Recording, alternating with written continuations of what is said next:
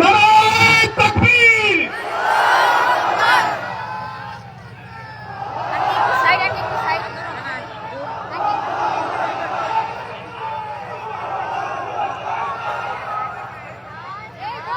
আসসালামু আলাইকুম ওয়া রাহমাতুল্লাহ। সবার একটু তাকবীর দেওয়ার আগ্রহ আছে, তাই না? লিল্লাহি তাকবীর, লিল্লাহি তাকবীর। আলহামদুলিল্লাহ, আলহামদুলিল্লাহি রাব্বিল আলামিন, ওয়াসসালাতু ওয়াসসালামু আলা রাসূলিল কারীম ওয়া আলা আলিহি ওয়া সাহবিহি ওয়া আহলি বাইতি আজমাইন। আসন্ন নির্বাচনকে সামনে রেখে ঢাকা ১ আসনের জামাত মনোনীত এবং 11 জন সমর্থিত সংসদ সদস্য পদপ্রার্থী আমার একান্ত স্নেহের বিশিষ্ট আইনজীবী ব্যারিস্টার নজরুল ইসলামের সমর্থনে নির্বাচনী জনসভা সম্মানিত সভাপতি, সভামঞ্চে বসা 11 দলের সম্মানিত নেতৃবৃন্দ, এলাকার বিশিষ্ট ব্যক্তিবর্গ, যুব নেতাবৃন্দ, শহীদ পরিবারের সদস্যবৃন্দ, জুলাই যোদ্ধাবৃন্দ, প্রিয় দোহার নবাবগঞ্জবাসী এবং সাংবাদিক বন্ধুগণ, আমাদের সাথে আরও রয়েছেন শৃঙ্খলার দায়িত্বে নিয়োজিত রাষ্ট্রের বিভিন্ন বাহিনীর সম্মানিত সদস্যবৃন্দ। আজকে নির্বাচনী প্রচারণার শেষ দিন বা শেষ রাত বলতে পারেন, এবং আনুষ্ঠানিক প্রচারণায় সব কিছু মাড়িয়ে গুটিয়ে আজ আমি সর্বশেষ জনসভায় আপনাদের সামনে এখানে এসে হাজির হয়েছে। আপনারা বুঝতেই পারছেন যে আমি এখানকার প্রার্থীকে কতটুকু ভালোবাসি। এ জায়গায় আসতে আমার 2.5 ঘন্টা সময় লেগেছে, আবার যাওয়ার সময় আশা করি 2-2.5 ঘন্টা লাগবে, কিন্তু এই সময়টা আমি আমার নিজের জন্য কর্তব্য বলে মনে করেছি। জিজ্ঞেস করবেন কেন? উত্তর খুবই সিম্পল। তিনি বিলাতের মাটিতে বিলাসবহুল জীবনযাপন করতে পারতেন, সেখানকার একজন সুনামধন্য আইনজীবী তিনি, তার যথারীতি সেখানে প্র্যাকটিস ছিল, কিন্তু আমরা দেশের প্রয়োজনে তাকে বলেছি, তুমি এই মাটির সন্তান, এই মাটি তোমাকে চাই, তোমাকে আমার প্রয়োজন, তোমাকে আসতে হবে। যখনই বলেছি আলহামদুলিল্লাহ সব কিছু ছেড়ে ছুড়ে ওখানকার রঙিন নাগরিকত্ব ওটার দিকে ফিরে না থাকায় ওইটা ত্যাগ করে বাংলাদেশে চলে আসছে। এখন আমার দায়িত্ব বাকি তাকে আগলে রাখা এবং ছায়ার মতো তাকে পাশে রাখা। আমি এই বার্তা দিতে এসেছি, ঢাকা একবাসী আপনারা ইনসাফের জন্য একটি দুর্নীতিমুক্ত, চাঁদাবাজ মুক্ত, মামলাবাজ মুক্ত, ভূমিদস্যু মুক্ত, একটা অপরাধ মুক্ত সমাজ গড়ার জন্য এবং আধিপত্যবাদ মুক্ত একটা সমাজ গড়ার জন্য আপনারা এই সিটটা আমাদেরকে মেহেরবানি করে উপহার দিন। আপনারা যদি এই সিটটা উপহার দেন তাহলে আমি ধরে নিব যে বাংলাদেশের সবাই আমাদেরকে সিট উপহার দেবে, কারণ একটা কথা আছে, শেষ ভালো যার সব ভালো তার। এটি যেহেতু আমার শেষ নির্বাচনী জনসভা, আপনাদের কাছেই আমি আবেদনটা রেখে গেলাম। বিনিময়ে কি হবে? কোনো বিনিময় আমি দিতে পারবো না, কিন্তু কথা দিয়ে যাচ্ছি, আপনারা ব্যারিস্টার নজরুল ইসলামকে সংসদে পাঠান। আল্লাহ তাআলা যদি সরকার গঠনের তৌফিক আমাদেরকে দান করেন, আমি হব এখানকার দ্বিতীয় এমপি ইনশাআল্লাহ। 2 এমপি মিলে এখানে আপনাদের উন্নয়নের জন্য কাজ করব। আল্লাহ যেন সেই তৌফিক আমাকে দান করেন। এটা কৃষি নির্ভর একটা এলাকা, এখানে কৃষিকে ইনশাআল্লাহ আমরা শিল্পে পরিণত করব, কৃষকের হাতকে আমরা শক্তিশালী করব, কৃষি পণ্য উৎপাদনের আমি হব তাদের অংশদার, কারণ আমি একজন কৃষকের সন্তান। আমি যদি এখানে এসে কৃষকদের সাথে তাদের কাজে শরিক হতে পারি, আমার অতীতকে আমি ফিরে পাবো ইনশাআল্লাহ। এবং আমি কথা দিয়ে যাচ্ছি যে কৃষকদেরকে সম্মানিত করা হবে তাদের উৎপাদনে, তাদের ন্যায্য বিক্রি মূল্য পাওয়ার ক্ষেত্রে, এমনকি প্রয়োজনে কৃষি পণ্য উৎপাদন হওয়ার পর সেটা সংরক্ষণেরও আমরা ব্যবস্থা এখানে গড়ে তুলব ইনশাআল্লাহ, যাতে কৃষি একটা শিল্পে পরিণত হয়। পুরোনো ধাঁচের কৃষি থেকে বের করে এনে আপনাদের হাতে আমরা আধুনিক প্রযুক্তি ইনশাআল্লাহ তুলে দেব, তাতে উৎপাদন হবে বেশি, খরচ পড়বে কম, কৃষকরা হবেন লাভবান, ভোক্তারাও হবে লাভবান, আমাদের দেশ হবে খাদ্য স্বয়ংসম্পূর্ণ। আমরা আমাদের দেশকে সেভাবেই গড়ে তুলতে চাই। এখানে আমরা জানি বহুবিধ সমস্যা আছে, বিশেষ করে নিরীহ মানুষের উপর কিছু কালো চিল মাঝে মাঝে যাত্রা মারে। আমরা কথা দিচ্ছি, কোন রক্তচক্ষু আমরা পরোয়া করি না, আর কোন চিলের নখরও আমরা দেখতে চাই না। যদি আল্লাহ তাআলা আমাদেরকে সরকার গঠনের সুযোগ দেন, সবগুলা চিলের নখর আমরা কেটে দেব ইনশাআল্লাহ। এলাকায় কেউ আর চাঁদাবাজি, ভূমি দখল, দস্যুতা করার দুঃসাহস দেখাবে না ইনশাআল্লাহ তাআলা আজিম। সম্মানিত ভাই ও বোনেরা, সামাজিক নিরাপত্তার বড় অভাব। শিশুটি যখন স্কুলে যায়, মায়ের বুক তখন দুরু দুরু করে কাঁপে। আমার সন্তান নিরাপদে ফিরবে তো? যখন আমাদের মেয়েটি বিশ্ববিদ্যালয় কলেজে যায়, দুরু দুরু বুক কাঁপে। মা যখন কাজের সন্ধানে বের হন, তার হাত কাঁপতে থাকে। কেন? কিছু দস্যুর কারণে, সমাজের কিছু দুশ্মনের কারণে, কিছু দুষ্ট লোকের কারণে। আমরা ইনশাআল্লাহ জাতি, ধর্ম, বর্ণ নির্বিশেষে আমাদের নারী জাতির জন্য বিশেষ করে এমন একটি দেশ আমরা করতে চাই, যেখানে আমাদের নারী জাতির কোনো একজন সদস্যের দিকে কোনো দুর্বৃত্ত লাল চোখ দিকে তাকানোর কোনো দুঃসাহস দেখাবে না। মায়েরা পূর্ণ নিরাপত্তা অনুভব করবেন তাদের গৃহে, চলাচলে, কর্মস্থলে। আমরা এই বাংলাদেশে শুধু মুসলমানরা বসবাস করি না, মুসলমানরা সংখ্যাগরিষ্ঠ, কিন্তু এখানে আমাদের হিন্দু ভাই বোনেরা আছেন, বৌদ্ধ ভাই বোনেরা আছেন, খ্রিস্টান ভাই বোনেরা আছেন। আমরা মিলেমিশে এই দেশটাকে একটা ফুলের বাগান হিসাবে গড়ে তুলবো ইনশাআল্লাহ। আমরা ধর্মের ভিত্তিতে আর কোনো বিভাজন কাউকে করতে দেব না। যারা অতীতে এই বিভাজন করেছে, তারাই অন্যদের সবচেয়ে বেশি সর্বনাশ করেছে। আমরা এই গণদুষ্কর্মীদেরকে রুখে দেব। আমরা সবাই মিলেমিশে সৌহার্দ্য, সম্প্রীতি, ভ্রাতৃত্বের ভিতরে ইনশাআল্লাহ একটা ঐক্যবদ্ধ বাংলাদেশ গড়ে তুলতে চাই। এই বাংলাদেশকে আর কাউকে বিভক্ত করতে দেওয়া হবে না ইনশাআল্লাহ। ঢাকা একবাসী এখানে যখন মাঝে মাঝে আসি, মনে হয় এটা ঢাকা নয়, এটা ঢাকা সৎমা অথবা সৎ মায়ের সন্তান, অবহেলিত, উপেক্ষিত।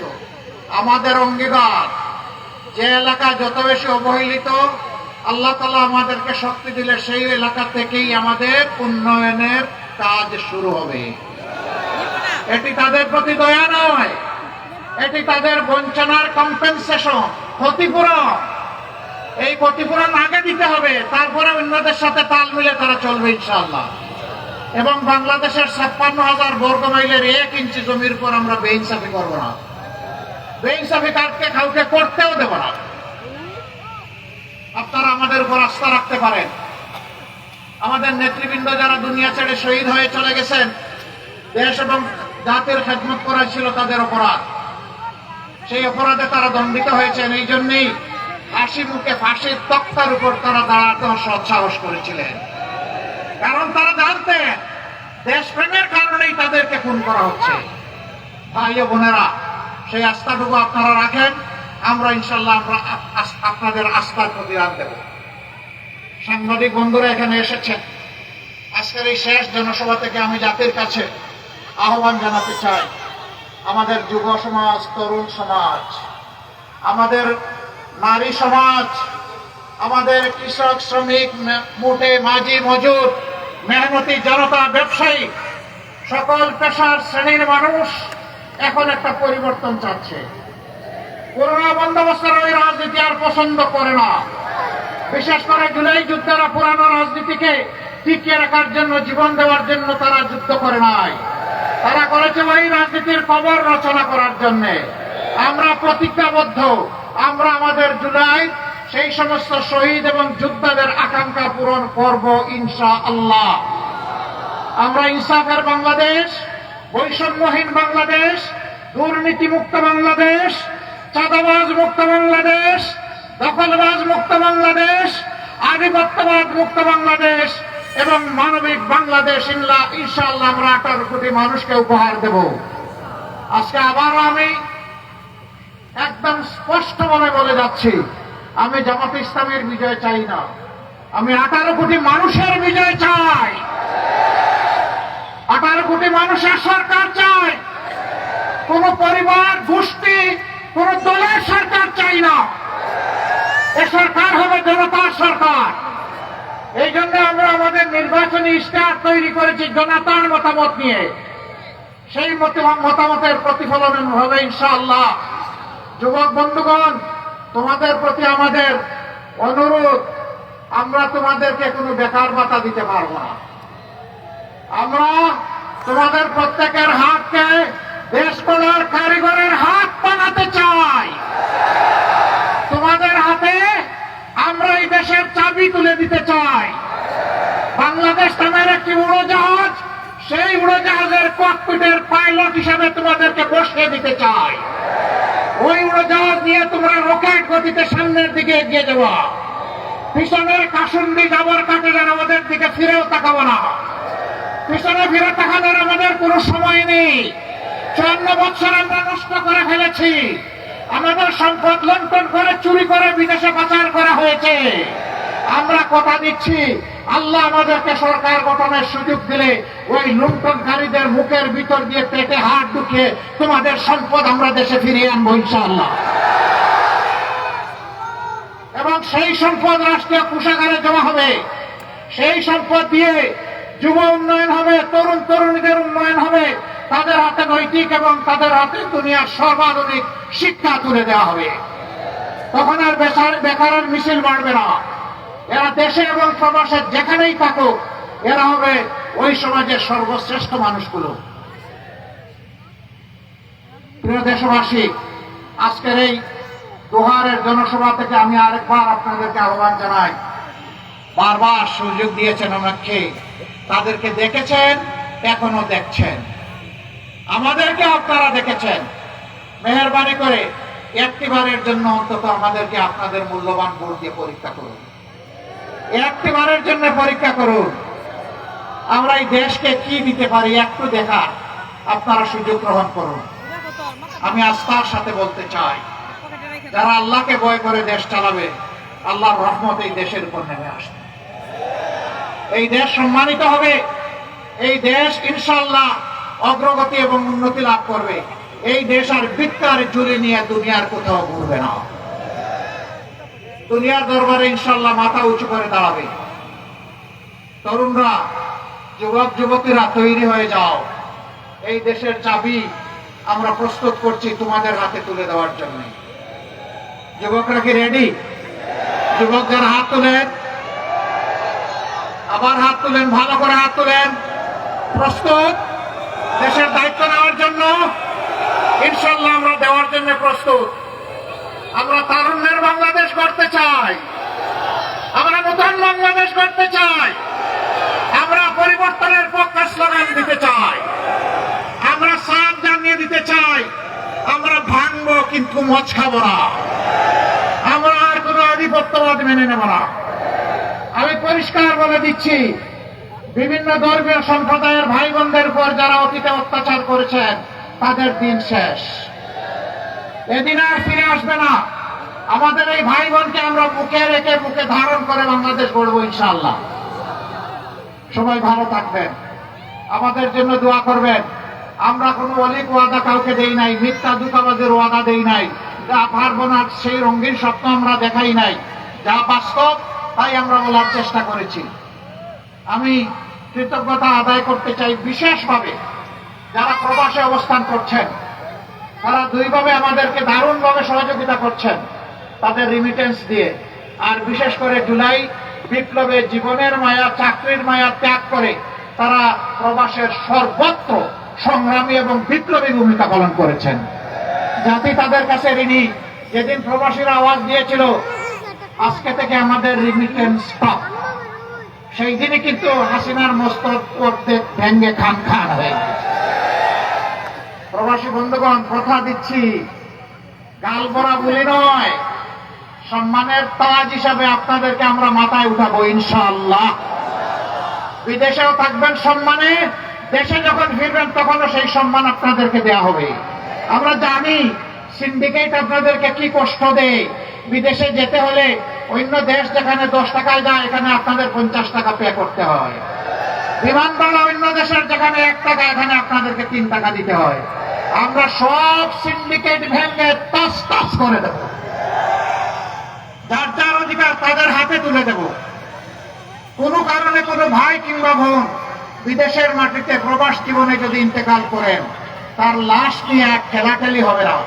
আমরা ইনশাল্লাহ আমাদের কাঁধে তুলে সম্মান এবং শ্রদ্ধার সাথে বাংলাদেশে নিয়ে আসবো, রাষ্ট্রীয় খরচে ইনশাআল্লাহ, মর্যাদা দিয়ে। তবে আমরা চাই যারাই বিদেশে গিয়েছে তারা সুস্থ থাকুক, তারা বেঁচে থাকুক, সুস্থ অবস্থায় আপনজনের বুকে তারা ফিরে আসুক। আল্লাহ রাব্বুল আলামিন আমাদের প্রবাসী ভাইদের মান ইজ্জত বাড়িয়ে দিন, তাদেরকে সুখে এবং শান্তিতে রাখুন। তাদের অবদান রয়েছে এবং আগামীতেও লাগবে। তাদের নিয়েই আমাদের সমস্ত পরিকল্পনা পূর্ণতা পাবে ইনশাআল্লাহ। সবাই ভালো থাকবেন। লিল্লাহি তাকবীর। প্রতীক একটা দেওয়া লাগবে না ইনশাআল্লাহ। Come forward. Mister Nazrul Islam, দাড়িপাল্লা, আমার একটা ইনসাফের প্রতীক লাগবে।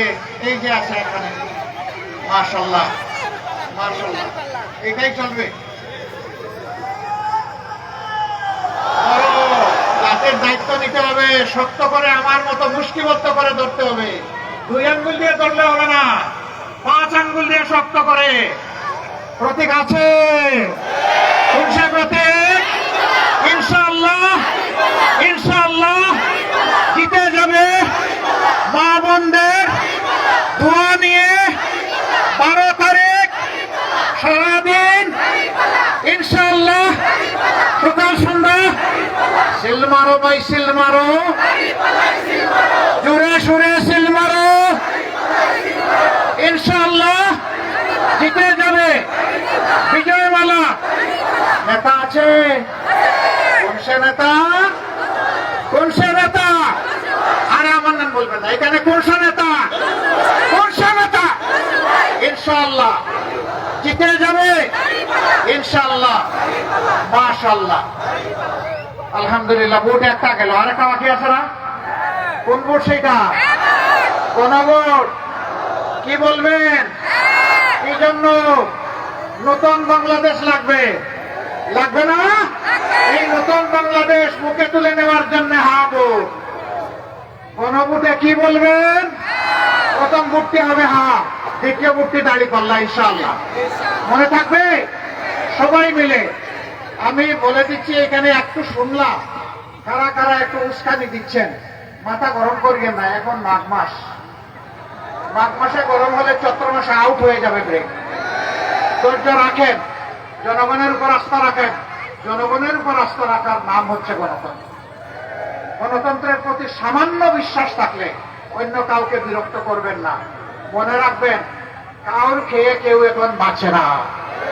আমি আপনাদেরকে বলে দিচ্ছি, ওই রকম কোন উস্কানি কেউ দিলে চোখে চোখ রেখে বলবেন, ইনশাআল্লাহ 12 তারিখ যাব, আমার পছন্দের প্রার্থী এবং প্রতীকে ভোট দেব, তোমার পারলে তুমি আমাকে ঠেকাইও।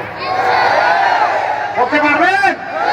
বিড়ালরা শিয়ালরা পিছনের দরজা দিয়ে পালাই যাবে ইনশাআল্লাহ। আপনারা পারবেন, আমার বিশ্বাস ইনশাআল্লাহ।